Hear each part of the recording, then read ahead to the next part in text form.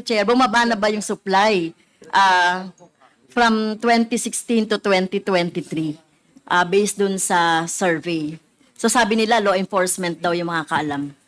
To clarify po, Mr. Chair, hindi po hagip sa household survey po yung enforcement data, which includes po yung seizures. So we best recommend po that this question be coursed through to our law enforcement agencies.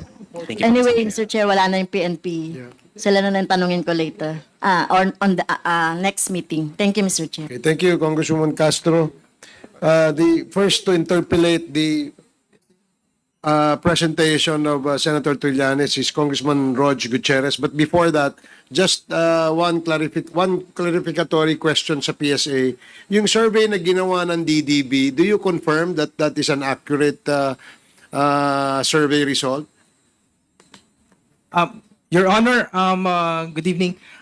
What we can confirm is that it underwent the survey clearance processes. So the survey clearance process is a mechanism for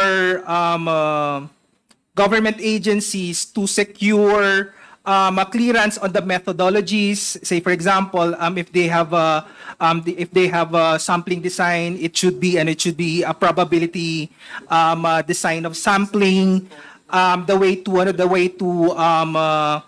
to interpret the data, something like that. So all of this and all of these methodologies are included and must be taken into consideration for that government agency to conduct the specific survey that they want to conduct. Okay, sige, salamat. Pero doon ba sa results ng 1.1 million, does that mean that you have surveyed and asked questions to that number of people? Yes, Your Honor. So yun, ano? Hindi yan kagaya ng normal survey that you only have sample size.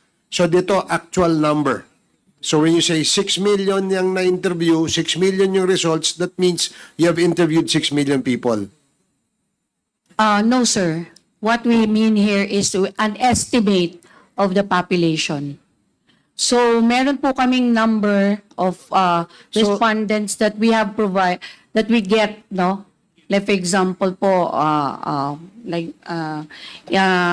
data on 2023, we have 12,495 respondents, which is taken from the general population po of 10 to 69 years old, which is 86,498,895. At doon po namin kinuha yung estimate based on statistics that and science-based data po. Sige, kasi I'm just wondering, I'm not quite familiar with the science-based approach and methodology nyo ginagawa. No? Kasi like, when you say an ordinary survey, kunyari, tatanong mo yung household, ano yung sabong paborito nila, you only get a sample size. Sa drugs ba, ganyan din, sample size? Yun din po yung ginawa namin dito, sir. We get a representative sample. So, ibig From sabihin... the general population at randomly selected po ito. Sige, okay, sige. Salamat po. Thank you po. So, the first to interpolate is Congressman Rog Gutierrez. You're right. You have 10 minutes. Thank you, Mr. Chair. Mr. Chair, before I ask the good senator, just on those points earlier with the DDP, I'd like to ask them po, to the Dangerous Drugs Board po, Mr. Chair.